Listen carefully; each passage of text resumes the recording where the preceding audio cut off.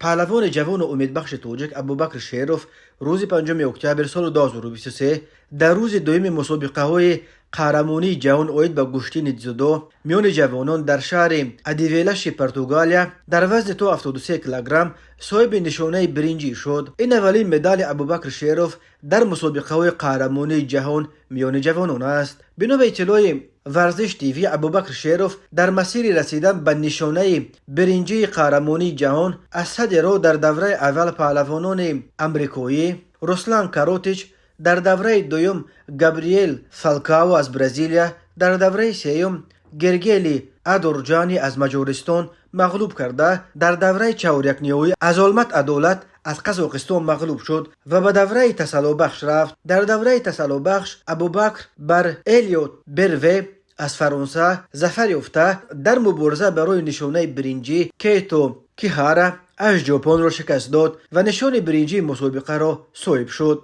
در این روز مسابقات گشتینگیر دیگر توجک محیدین اسداللهیف که نیز در وزن 73 کیلوگرم هنرنمایی میکرد به دوره 8 یکنیه‌ای رسید. در دوره سوم از چک یونیزوکا از امریکا ناکام شد.